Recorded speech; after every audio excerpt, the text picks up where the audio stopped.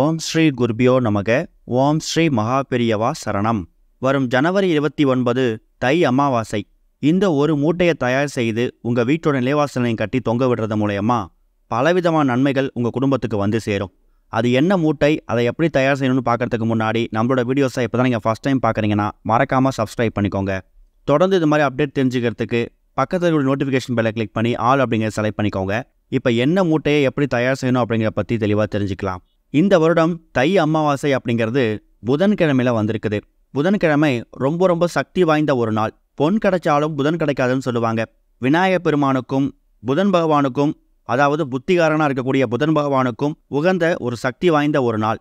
இந்த நாளில் நீங்கள் பித்ருக்கள் வழிபாடு செய்கிறது மட்டும் இல்லாமல் இறை வழிபாட்டுக்கும் முக்கியத்துவம் கொடுத்து நீங்கள் செய்யக்கூடிய ஒரு பரிகாரங்களுக்கும் நல்ல பலன் கிடைக்கும். ஜனவரி 29ஆம் தேதி அமாவாசை திதியாக இருந்தாலும் அமாவாசை திதி ஜனவரி 28ஆம் தேதி இரவு 8:09 பிறந்தது. அது ஜனவரி 29 புதன்கிழமை இரவு 7:21 வரைக்கும் இருக்குது. அதனால் அமாவாசை சம்மந்தமான பூஜைகள் செய்யணும், பித்ருக்கள் வழிபாடு செய்யணும் அப்படிங்கிற மாதிரி எல்லா விஷயங்களையும் இரவு 7:20 முடிச்சிருங்க. அன்றைய தினம் புதன்கிழமை அப்படிங்கிறதால காலையில் 7:30 9 மணி வரைக்கூடிய நேரம் யமகண்டம். மதியம் 12 1:30 வரைக்கூடிய நேரம் ராகு காலம். ஒருவேளை உங்களோட பித்ருக்களுக்கு நீங்கள் தர்ப்பணம் கொடுக்கணும் அப்படின்னு நினைக்கிறவங்க காலை ஒரு 6 7 மணி இந்த 1 மணி நேரத்தை பயன்படுத்திக்கலாம். அதை விட்டால் காலை ஒரு 9:30 10:30 இந்த 1 மணி நேரத்தை பயன்படுத்திக்கலாம். இது தர்ப்பணம் கொடுக்கறதுக்கு எள்ளு தண்ணீர் ஏற்று வழிபாடு செய்யறதுக்கான நேரம். ஒருவேளை பித்ருக்களுக்கு அவங்களுக்கு பிடிச்ச விஷயங்களை சமைத்து படையல் போடணும்னு நினைக்கிறவங்க மதியம் ஒரு 1:30 மேலே செய்கிறது கூடுதல் விசேஷம். ஏன்னா 1:30 மணிக்கு மேலே ராகு காலமும் முடிஞ்சிடும். அன்றைய தினம் என்ன விதமான காய்கறிகளை சமைத்து பித்ருக்களுக்கு வழிபாடு செய்யணும் அப்படிங்கிற மாதிரி நம்மளோட சேனலில் இப்போ ரீசெண்டாக ஒரு வீடியோ போட்டிருக்கோம். அதை போய் செக் பண்ணி பார்த்துக்கோங்க. ஒரு வருஷத்தில் வரக்கூடிய ஒரு மாதம் வரக்கூடிய எல்லா அமாவாசை திதிகள்லையும் நாம் முன்னோர்களுக்கு வழிபாடு நடத்தணும் அப்படிங்கிறது கட்டாயம். அது மூலயமா பித்ரு சாபம், பித்ரு கடனை நம்ம நிவர்த்தி பண்ணிக்க முடியும். ஆனால் நிறைய பேரால் இப்போ இருக்கக்கூடிய சூழ்நிலையில் காலகட்டத்தில் மாதம் வரக்கூடிய அமாவாசை தினங்களில் வழிபாடு நடத்துறதுக்கு அவங்க தவற விட்டுறாங்க. அப்படிப்பட்ட நபர்களுக்கு மாற்று வழியாக வரக்கூடியது தான் ஒரு வருடத்தில் வரக்கூடிய 3 முக்கியமான அமாவாசை திதிகள். அதில் முதல் முக்கியமானது ஆடி அமாவாசை, அடுத்தது புரட்டாசி அமாவாசை, அதை விட்டால் இப்போ வரக்கூடிய தை அமாவாசை. இந்த 3 அமாவாசை தினங்களும் உங்கள் முன்னோர்களுக்கான வழிபாட்டை நீங்கள் வருடம் முழுக்க பண்ணலனா கூட இந்த ஒரு நாளில் நீங்கள் அதை பூர்த்தி பண்ணிக்கலாம். ஒரு குடும்பத்தில் எந்த விதமான சாபம் வேணா இருக்கலாம், எந்த விதமான கடன் வேணா இருக்கலாம். பித்ரு சாபமும் பித்ரு கடனும் நமக்கு கண்ணுக்கு தெரியவே தெரியாத விஷயங்கள். அது நம்மளை பாதிக்கிறது மட்டும் இல்லாமல் நம்மளோட சந்ததியினரையும் அது தாக்கும் அப்படிங்கிறது இங்கே பல பேருக்கு தெரிஞ்சிருக்கும். அதனால தான் தை அமாவாசை, ஆடி அமாவாசை, புரட்டாசி அமாவாசை மாதிரியான நாட்களில் பித்ரு கடன் பித்ரு சாபத்தை நிவர்த்தி பண்ணிக்கிறதுக்காக நம்மளால் முடிஞ்ச அளவுக்கான ஒரு பூஜைகளை செய்கிறோம், வழிபாடு செய்கிறோம். அப்படிப்பட்ட ஒரு நாளாக இந்த ஒரு தை அமாவாசையை பயன்படுத்திக்கோங்க.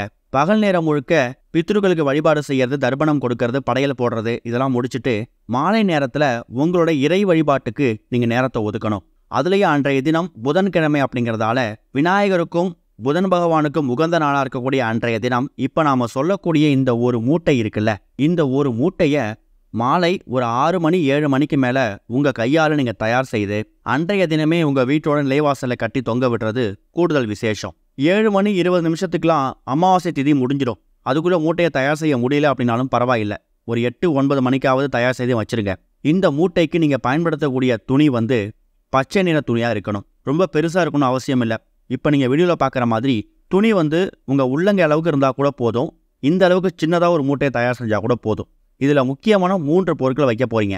அதில் முதல் பொருள் என்ன பொருள்னா, அன்றைய தினம் புதன்கிழமை அப்படிங்கிறதால புதன் பகவான் புத்திகாரனுக்கு உகந்த ஒரு தானியம் பச்சை பயிறு. இந்த பச்சை பயிறு அப்படிங்கிறது எல்லா வீடுகள்லையும் இருக்கக்கூடிய ஒரு பொருள் தான்.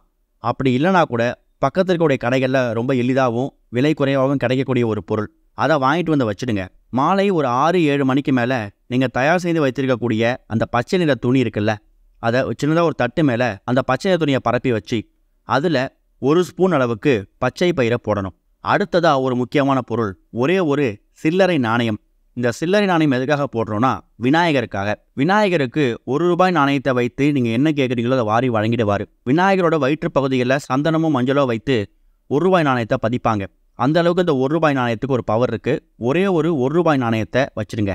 அடுத்ததாக ஒரே ஒரு மஞ்சள், அது குண்டு மஞ்சளோ கஸ்தூரி மஞ்சளோ இல்லை கிழங்கு மஞ்சள், இந்த தாளிச்சலோட கூட வரும்ல, அந்த மாதிரி மஞ்சள் கூட பயன்படுத்திக்கலாம்.